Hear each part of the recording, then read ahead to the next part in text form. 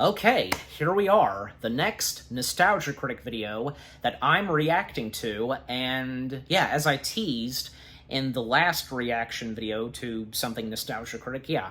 So, that's right. The Nostalgia Critic's review of Indiana Jones and the Dial of Destiny. Yeah, so he's reviewed this, and you know, this is a Dial of Destiny is the second Indiana Jones film that Doug Walker, as the Nostalgia Critic, has reviewed. The first was, and it's an obvious one, Temple of Doom. We all know how Doug felt over Temple of Doom. So, anyways, yeah. So I'm recording this literally after I recorded the first reaction video to the last Nostalgia Critic video, because, well, I'm recording these the day before they come out. So yeah, I have to get them out. So I have to, of course, record my reactions to them as soon as possible. It's one of those situations and such. But anyways, you get my point. So yeah, Dial of Destiny, and this being proclaimed as the final installment of the Indiana Jones franchise. I mean, because I don't think the fifth and final Indiana Jones film was that bad. And you know what? Because me and my dad, we went to go see it in theaters. I did a vlog on it, if you guys remember. And, well, a while back, because me and my dad, we did our review of Dial of Destiny, and we had some positive things to say. But, there are some things, I get it, but, if you go and watch our review, you see how we talk about it and our opinions on Dial of Destiny and what goes on. But, yeah. So, and by the way, because, lately, because Doug has been doing this where he has teased actors, like, guess which movie I'm going to be reviewing that features so-and-so. And before this came out, he said this in a community post, guess which movie I'm reviewing that has Antonio Banderas. Numerous of movies that we can guess that has Antonio Banderas. Well, like, say, Zorro, because, well, yeah, the first Zorro movie, because he had reviewed the second one, The Legend of Zorro, because, yeah, he hadn't reviewed The Mask of Zorro first. And also, I guess the first Puss in Boots film? Well, I mean, because he did review The Last Wish. So, I don't know. But when this did come out, oh, yeah, okay. And, well, because, yeah, Antonio Banderas is in this, but even though he doesn't have a huge role in this, yeah. But I do recall hearing where Antonio himself stated that, he wasn't going to have a big role in this, but he still had a great time doing it. And that's good to see. So, yeah, so I'm sure more than likely Doug, as the Nostalgia Critic, maybe he'll have some positive things to say, but more than likely, yeah, he will talk about some of the problems of Dial of Destiny, I have no doubt. And, God, because especially what he's gonna say about Helena and the kid in this film. Oh, boy. Alright, and also time travel. Oh, boy, I can't wait to see what he's gonna say about that. But anyways, so without further ado, let's see what Doug, as the Nostalgia Critic, he has to say about Dial of Destiny. Starting in 3, 2, 1, begin. This episode brought to you by Legacy Box, the best way to digitize your home movies and photos.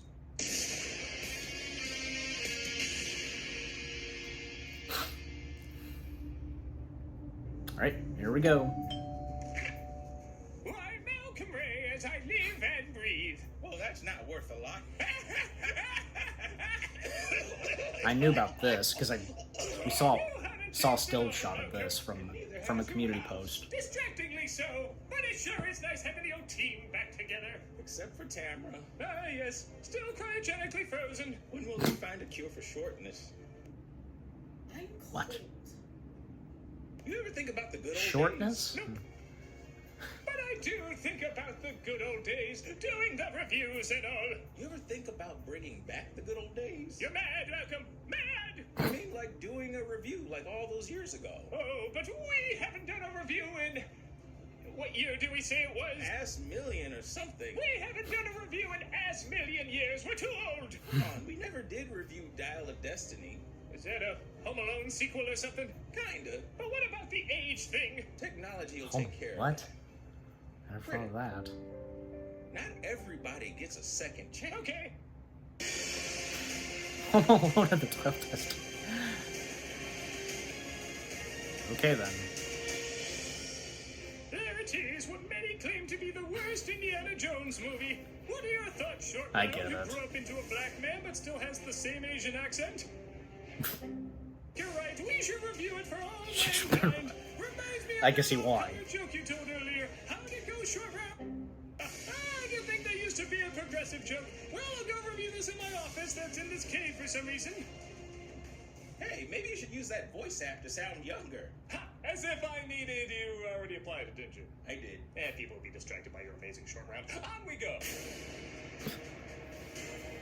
Yeah, good thing, because you're not going to speak, you know, in that old man voice.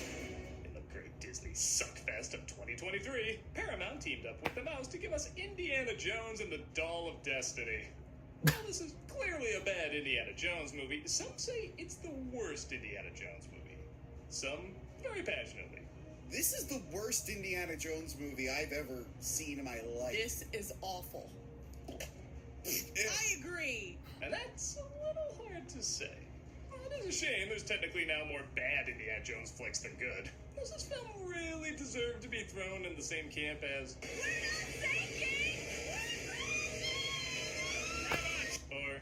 Into the space between spaces. Yeah. This is bad in a different way. It's very easy to point out the annoyances of the previous failures. I do at least remember them. Temple of Doom is obnoxious, but it does go unforgettably dark.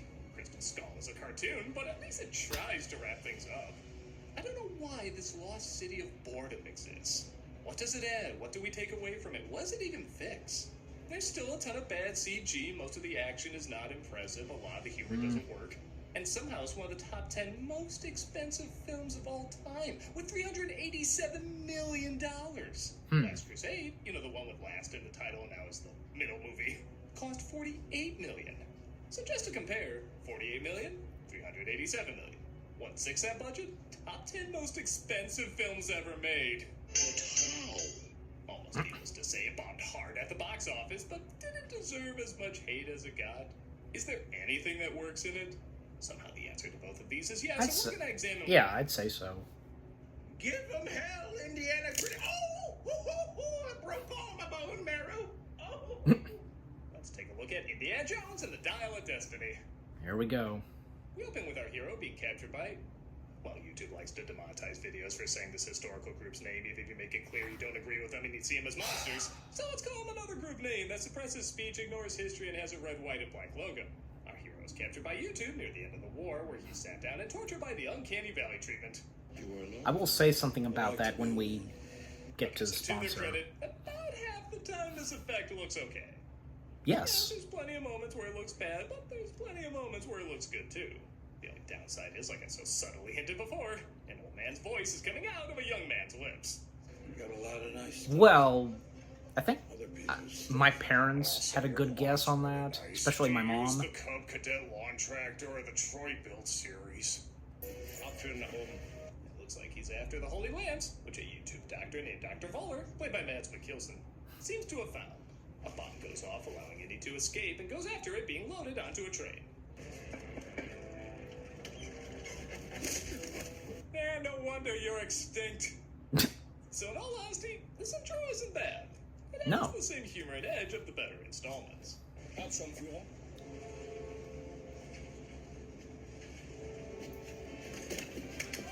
I also like Indy doesn't talk too much. He lets his actions and facial expressions do most of the heavy lifting. He doesn't have to say, damn, I thought that was closer. He can just get that across in a little smirk. The sneaking around moments are also great at combining both comedy and suspense. For a short bit of time, it does feel like a legit Indiana Jones movie. General Wilhelm! It's a bit deep and, like... But that's okay. But yeah, it's not perfect, though. On top of Ford's awkward de-aging, there's way too much fake CGI. And look, we know there's gonna be some green screening in Jones movies, but the spectacle comes from that they're really doing a lot of these stunts, which are still amazing to watch even today. What's amazing about this Wolfenstein game I'm looking at right now? Why even CG all this? You know they're just putting Ford's face on a stunt man, so why not actually do these stunts on a real bike in a real forest? Do the Jumanji monkeys always get final count? Why is this still a thing? I take good guesses why. Yes. Indy saves his friend Basil, played by Toby Jones. I was gonna stop him, but now I've gotta rescue you. Oh, thank you. Hydra will be most pleased. And That's true. Meaty's dial is where the real supernatural Is it Toby shit is at. Jones? Where is he? I can't believe I fell Shouldn't you for know who he Portugal. is? The Antikythera, Archimedes style. They take the half a dial from Bowler and the train explodes, presumably from the holy hand grenade of Antioch. Okay, that's a nice touch. So after 20 minutes of that, all interest is Yeah. immediately erased when we got to That was Indy as an a old long, man. Yeah, it's even kind of longer like the than... reverse of the Last Crusade. Longer than that. We go from, okay, that was the light shit, now on to the good stuff. Longer than that opening, Good stuff, now on to you the know, light shit. opening with young Indy in Last Crusade. Indiana Jones, and where's the damn remote? It looks like Indy and Marianne are separated. Because isn't that what you wanted to see happen after the last one? How does Ford keep playing Lucas characters we don't want to see split up with their loved ones? And he teaches his final week as he's being forced to retire. In 213 BC, Roman forces led by Marcellus laid siege to the city of Syracuse. Pay attention, class. This will be on the finale. Yes, just bring that TV into this one specific classroom. We are teaching Forced Exposition 101. Surprise. After he's thrown a retirement party, A token of our gratitude. it's a dial of disappointment. He's approached by his goddaughter, Helena, played by Phoebe Waller-Bridge. You don't recognize me, do you? Wombat. Wow, I haven't heard that in a while. In fact, I've never heard it, except from you, right now. Strange man. They talk about her father Basil over these strange Irish shots. Yeah, they rarely do quite a few of those. And what a coinky ding, she just so happens to be looking for. I never paid Archimedes' attention. We could go there and find it. A final triumph. Indiana Jones, out with a bang, back in the saddle. I'm not selling this, am I? I mean, better than literally the movie is. Why are you chasing the thing? Drove your father crazy. My father died running from a rodent, and I've been fighting with a rat. They're followed by agents, though, who clearly don't do good background checks, as Voller is with them. Professor Plinth, Check the weapon. Wow, she's really not good at her job. Drop the weapon. Oh, you Yeah. kill another one? Okay, at least there's symmetry. If he gets her the half the dial they confiscated years ago, but she steals it as the agents chase them down and frame Indy for the murder of the school staff. Jesus, that looks fake. Thank God we're not filming anything else there. Of course there's an action sequence here. I can't make out half of it through the fake-ass confetti. It's like it's raining the Where's Waldo Nintendo game on everybody. No, I think as I recall, this was actually They put in the same filmed bagpipe music they played in The Fugitive at to send them a to it. location. Except all we're thinking is, man, I wish that was the Ford on the Run in a parade movie I was watching. Strange, that's a genre now. Man, I wish True Lies was the 80s star riding a horse being chased by a motorcycle movie I was watching. Strange, that's a genre now. Oh no, that real man on that real horse in that real subway is about to get hit by that real train. Well, that would have not been possible to Someone do. program this. Subway's faster. No funny. No funny. Dr. Jones got away as well. Dr. Veller sees who he's once again up against, as Jones tries to not stand out too much. Yep, and enter Sala. Thankfully, police say this B-plot will be dropped randomly before the film is over. It's the car! Sorry I'm late, Indy. I was busy being cancelled. Yeah, well, give credit. They brought back John Rhys Davies as Sala at a time when Disney usually wouldn't do something like that. And nobody went crazy.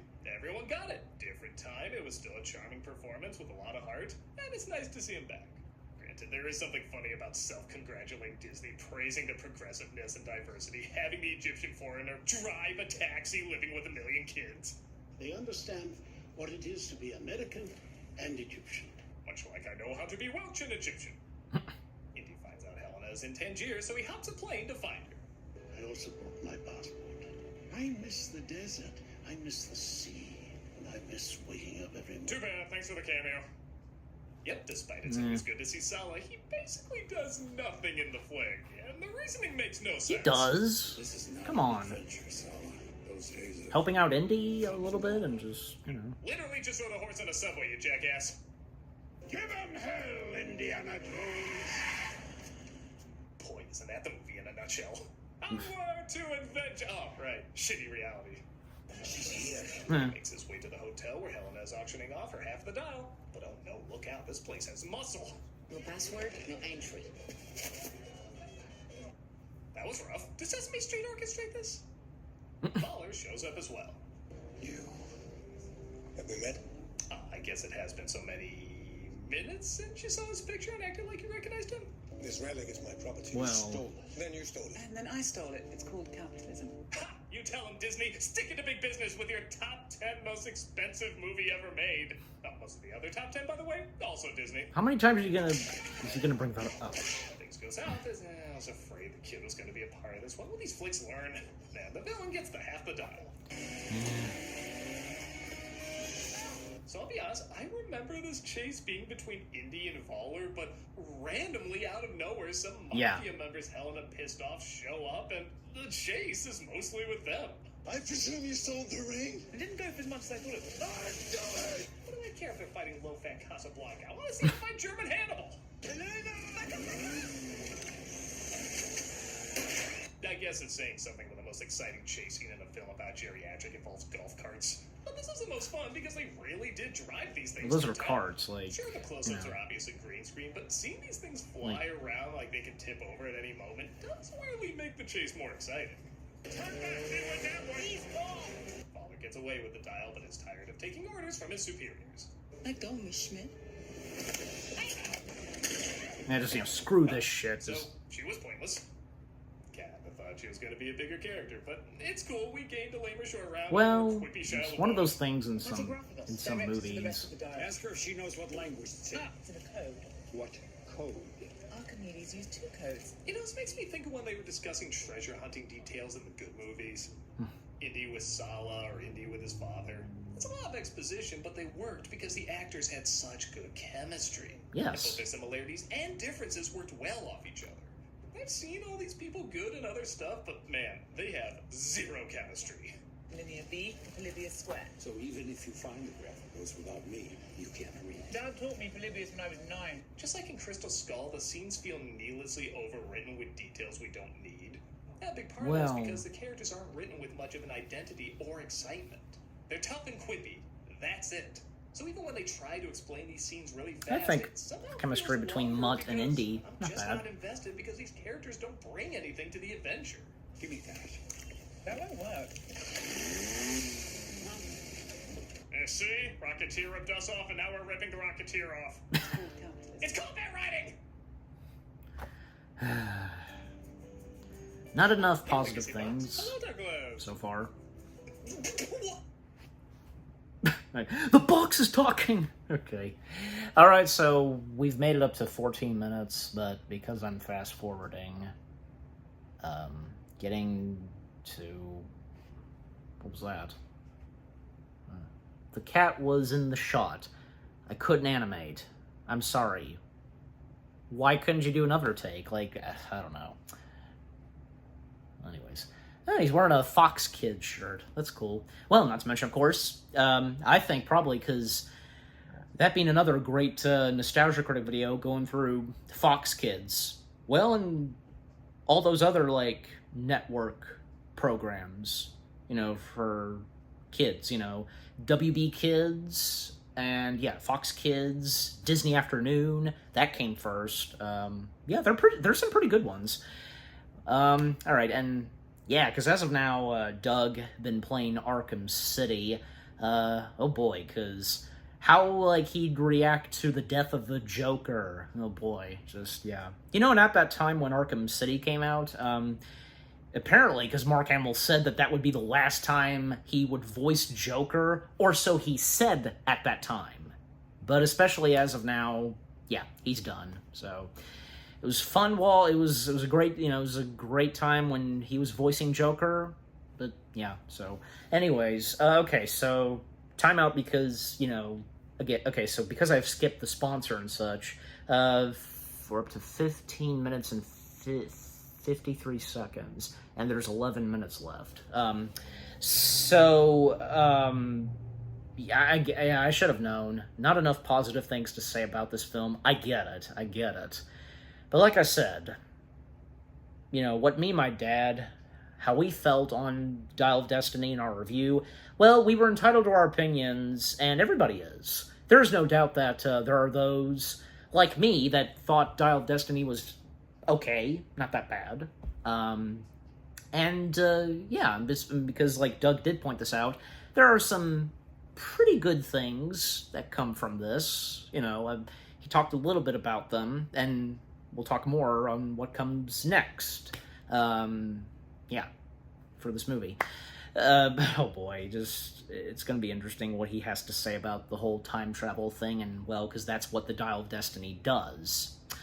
But I think how it works, and how the time travel works in this, and with the Dial of Destiny, it has to be done with thunderstorms and into the clouds. Yeah, so I don't think it was bad. So all different certain ways on how devices work for time travel. It's like, the DeLorean. You have to drive the DeLorean 88 miles per hour.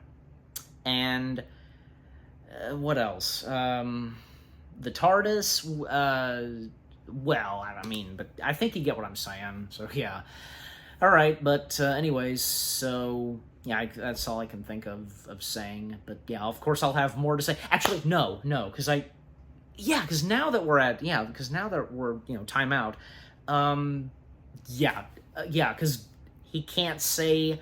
You know what? I'm gonna say it. I don't care. And you know what? I know that in my reviews, of the Indiana Jones films, and when me and my dad, us reviewing some of the Indiana Jones films, we clearly said the word, saying Nazis. See, I said it. So yeah, what are you gonna do about it, YouTube? Just just come on. Is that a problem now? Saying that word? Come on. And besides, this is Indiana Jones we're talking about, and other movies that have Nazis and such. Jeez. I don't get it. That's ridiculous. But anyways, yeah, and that's another thing. It's interesting to see that in Dial of Destiny how they incorporate what was considered for Kingdom of the Crystal Skull, which did not ultimately happen because, Steven Spielberg, he directed Crystal Skull, and he couldn't see himself do another movie with Nazis, especially after when he did Schindler's List. That's understandable. But when it came to Dial of Destiny, they did incorporate that, and you know what? Because James Mangold had taken the director's chair, so Spielberg didn't have to worry about anything, because having to direct it and So that was interesting to see. It's nice to see they did incorporate that, and you know what? Because this is not the first time that something that was originally considered for a past Indiana Jones film would be saved for the next. It's some things that were in Temple of Doom, the river raft scene, that river raft boat, they fly out of the plane and they land in the river and such, that was considered for Raiders, and the minecart chase sequence in Temple of Doom, that was also considered for Raiders. So there you go. Take those for example. And if there was anything that was in Last Crusade that was originally considered for the first two, I don't know if you guys know this, let me know. I've watched the behind the scenes a lot of times, and the making of the Indiana Jones trilogy. I don't seem to recall them mentioning anything that they originally considered for the first two, and, make their way to Last Crusade. I don't know, but anyways. But, as I said, when it came to Crystal Skull, they were originally considering ex-Nazis, but because Spielberg couldn't find himself doing that, they went with the Russians, and because, the time setting of Crystal Skull taking place during the Cold War, very fitting, of course, and age-appropriate for Harrison, and I think that was interesting and really great to see that, Indy cannot catch a break. He had to deal with World War II, he had to deal with Nazis, and now entering in the Cold War, and with Russians, yeah.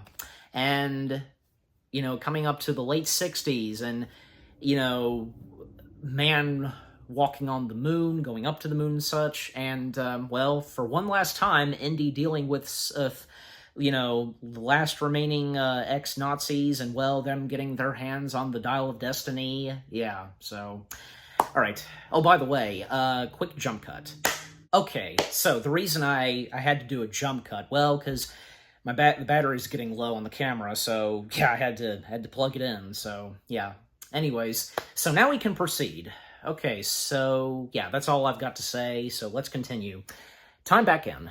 City every Friday on Twitch. We also got content 5 days a week. Hope to see you there. I've stated before that I've watched his Twitch streams. They were posted on YouTube. As they travel to the middle of the ocean, there he is. Another piece of the puzzle. They start to discuss if the dial really does have supernatural powers, though, to send you through time, as legends tell. What if you could go back in time? What would you do? I travel back to stop at literally riding off into the sunset.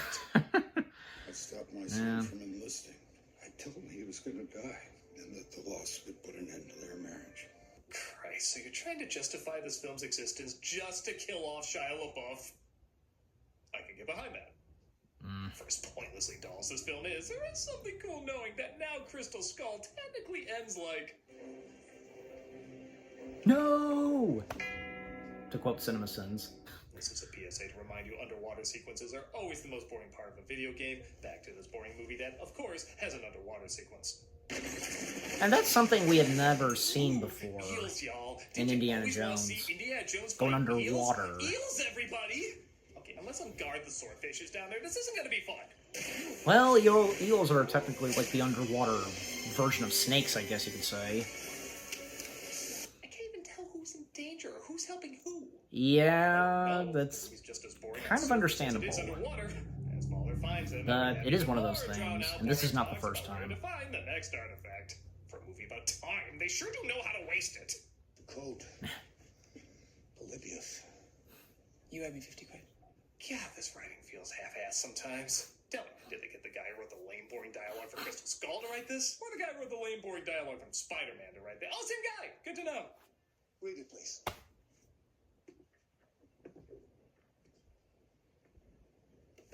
Oh, and I saw a clip of this. Do something! Not that! He was like one of the only likable characters. In fact, how do they do that? How do they pick really cool actors, set up an opportunity for them to be cool, and then kick them out before they can even say, I'll remember what they said, because they kicked them out too early. This isn't the first time that something like this has happened. Translates most of the artifact. Don't know why Volder trusts her. I had to save Indy's skin for one thing. I know. Why doesn't she make everything up? But she alters one detail and helps him escape. By the way, this scene is so awkward, it's unintentionally hilarious. When you're in a tight spot, dynamite. My friend was just murdered.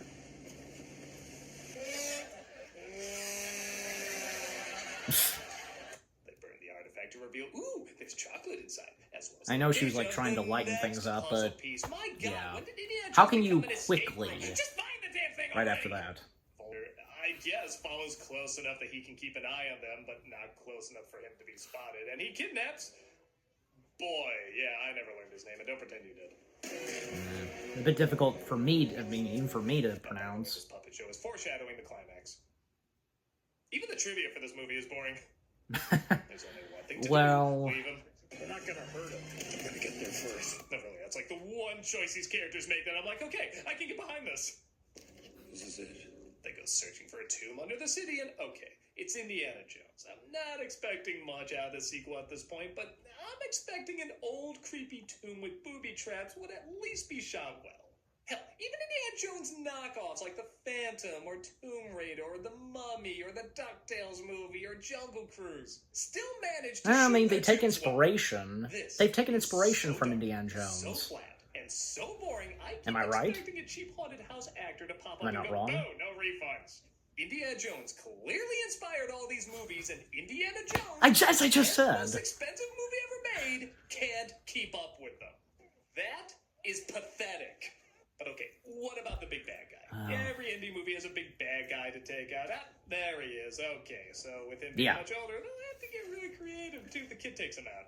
There's always going to be someone. That's it. No big fight or anything. He's just there the whole movie and goes out like a bitch. Well, How's this Indiana Jones movie out Indiana Jonesing you? Another commercial break. And finally find Archimedes. I think that's the last one. This legend of the hidden tedium, and they not only find the rest of the dial, but also what time it is. They didn't comment on them echoing, you know, ba ba ba ba. That I was kind of expecting. This movie acts like they've never heard of a clock. Finds him again, though. Jesus, is this a troop of Lois Lanes? They spend more time captured than free. And Helena escapes while Indy is brought along for Volker's evil plan. And wounded. He was freaking shot. Head of you. No, that joke will definitely get me demonetized. A big ol' meanie. He just wants to kill a big ol' meanie. They use the dial to find the coordinates to send him through time while the boy flies a plane. Nah, it's cool, y'all. He was practicing on kitchen utensils earlier. It's basically the same thing. And Helena follows as he puts together the coordinates are wrong. Continental drift! Archimedes didn't know about continental drift. You're off target. And this is where I started to wake up a bit. I had some idea where I was going, but I didn't know for sure, and honestly, I didn't know if they would commit to it given the mundane safety of the rest of the flick. But they do. They travel back in time to the days of Archimedes, while the battle Indy was teaching about is taking place. Their calculations was wrong. So, okay, they made a choice, they stuck to it, and it's unique. This feels like new territory for an Indiana Jones film, but it still feels like a choice an Indiana Jones film would make. Even people who hate this movie are usually like, yeah, but that ending got my attention. Look, he said the thing he never said. But even It's nice to see that he figures it out. He understands. Right away and ran from the soldiers or fought them off. You know, something where we could feel like we're really there. But instead, they stay on this damn fake-looking plane most of the time as fake fireballs fly by it. It took us back to Assassin's Creed Origins. We don't even get the crazy death scene. Yeah, all these indie films always have at least one crazy death scene, and it's absent here. Well, He just crashes and he's out of the picture. At least have like his head bump off a windshield or something. that would have not been possible. It really looks like we're not here. I don't think they want to go that far. He says he surprisingly wants to stay, and Ford really is convincing at selling it. You want to stay? Yeah, because he's Harrison Ford. Helena, get on the plane. I'll be all right. So, do they go all the way with it? Of course not. He just gets knocked out, and we cut to Socks. Give him hell, Indiana. All right.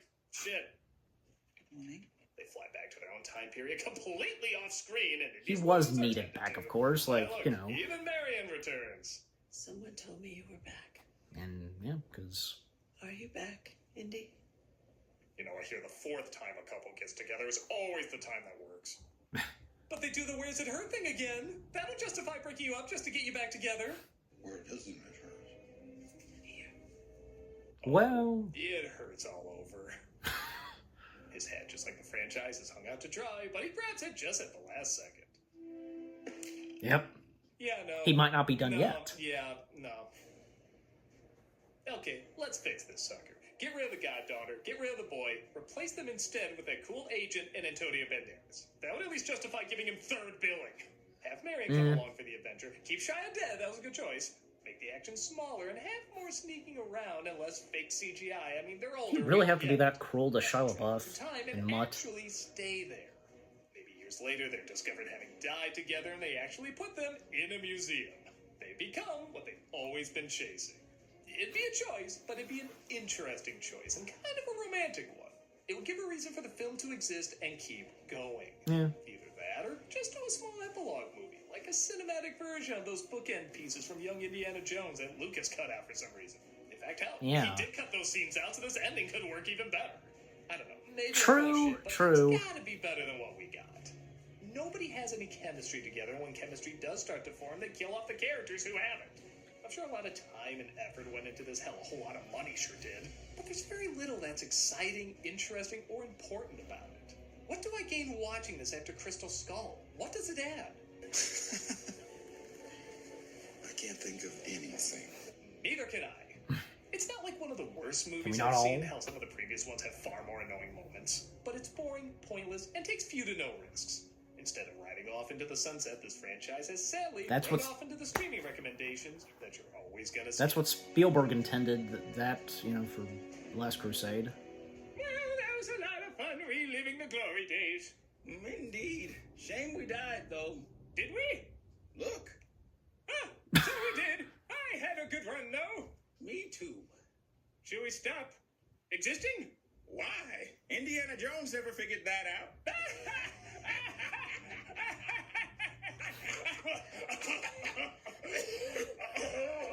Now they die. So I guess you can die again. We've died more than that in comedy.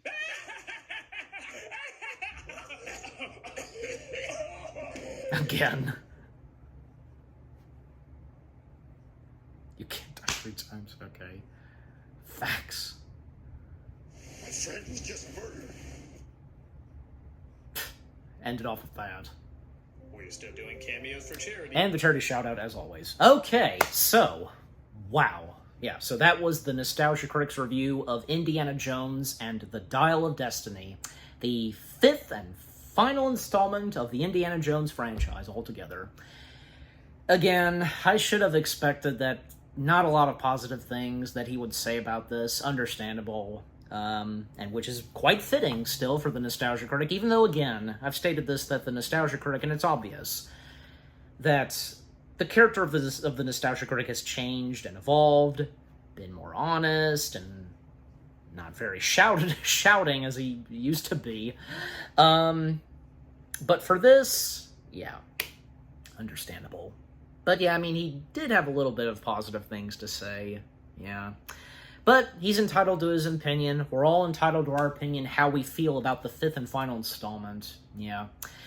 And yeah, because a couple of times he mentions and brings up, the sunset shot, at the end of Last Crusade, intended to, close off Indiana Jones. That's what Spielberg intended it for it to be, the closing curtain and so on. And he never considered and never thought that maybe there would be another Indiana Jones film. But keep in mind, the fan base of Indiana Jones at that time, they wanted to see another Indiana Jones film. They did not accept the fact that it was over. I mean, aside from the young Indiana Jones adventures that we got, yeah, I mean, they wanted to see another movie. They wanted to see Harrison Ford back in action, in the fedora, and with the whip and such. Yeah, Harrison took this seriously. Nice to see, because he really loves the character of Indiana Jones, and he listened to the fan base, and he was thinking of this. He got George Lucas thinking about it, and George Lucas, had talked to Steven about this, and Steven he did not want to do anything. He just backed away and just he really insisted that, it was great how the 3rd and final one at the time ended, yeah. But it wasn't until around when Harrison Ford received the Lifetime Achievement Award, AFI. Because when they were showing clips of, and according to Frank Marshall, because when they were showing clips of Indiana Jones, they were like, wow, that was a lot of fun. Maybe we should do another one. And thus, they talked about it, and, well, it wasn't until around, 2006 and 2007, it went underway, and in 2008, we got Crystal Skull, and that was supposed to be the last one, because at that time, it seemed like that was it, and Crystal Skull was going to be the 4th and final one. But fast forward, and when Lucasfilm became a part of the Disney family, well, a new Star Wars trilogy would happen, which of course being the sequel trilogy, and with that, a new Indiana Jones film, which, yeah, because the 4th one, it did end off, it ended pretty good, because it seemed like a very perfect ending. A happily ever after for Indiana Jones, both him and Marion, they did officially get married, and, yeah. But, with the 5th film, coming along, and how the story went, how, and so on, not bad. And you know what? the ending to Dial of Destiny was still pretty good. Marion and Indy got back together, and the last shot of the fedora, he grabs it, and like I said, he's not quite done yet, at least, you know. Anyways, yeah, and the stuff that he had to say about Helena and the kid, and Antonio Banderas, yeah, but still, it is one of those things in some movies, you know, some certain characters that are really good, and maybe we would see more of them. No, because yeah, it is one of those things. And yeah, the whole thing of time travel and what he had to say, Doug, that is, yeah. And again, he had some positive things to say, you know, and just like one of them at the very end, where Harrison is really giving it out because the performance he's given for Indy, because him wanting to stay, but yeah, so. I mean, but, you know, Indy, of course, should realize, and he did, that, well, he, of course, was needed back in his rightful time, and, yeah. And, well, because he got back with Marion. Yeah. And, you know, and it was great to see, you know, for one last time, all three of them, from Raiders of the Lost Ark, the first Indiana Jones film, Indy, Marion, and Sala on screen together. Yeah, so, great to see. And great to see that, you know, aside from Karen Allen, John Rhys Davies, came back to play Sala. Yeah, and you know what? It doesn't matter, like, even if, like problematic or just something. I mean, come on, this is John Rhys Davies we're talking about. He was fantastic and delightful as the character of Sala in Indiana Jones 1 and 3. Yeah. And the bad guys, I don't think they were that bad. You know, the ex-Nazis, that's pretty much what they are, pretty much.